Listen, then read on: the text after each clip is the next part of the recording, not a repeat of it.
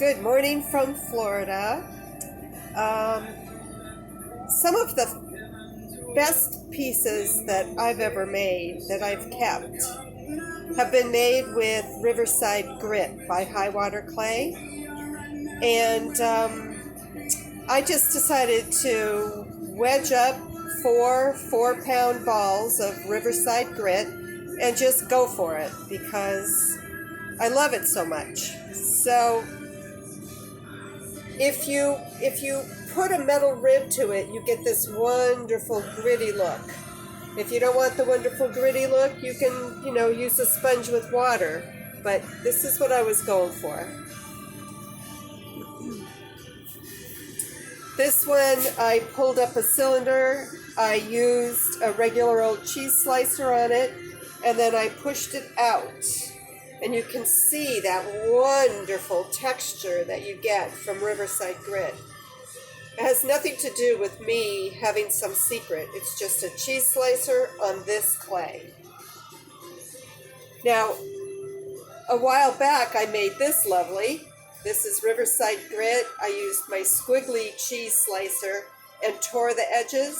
So I made one today, a little shorter, stoutier, wider, and did the same thing with the squiggly cheese slicer. And then tore the edges, just randomly tore them. Didn't give it much thought. And then this last one gives you a good idea of just what you can do with just a metal rib.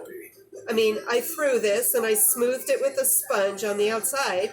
Then I took a metal rib and just wiped gently up through the clay, and it shows the grit. Therefore, the name Riverside grit. It's got to be my number one favorite clay, really.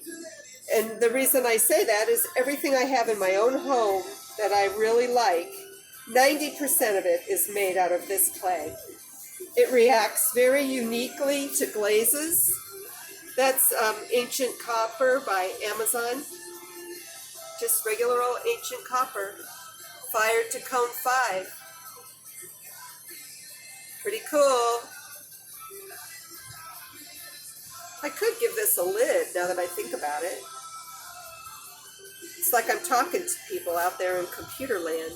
And then this one, I just did not smooth it with a sponge. I took a metal rib because I wanted all that roughness, because I planned to put a glazed decoration on it with red iron oxide and water. I'm going to do that circle thing again. Anyway, that's what I've done so far this morning, and I do not plan to stop.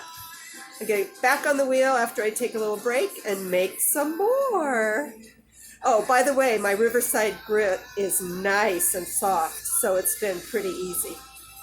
Thanks for watching.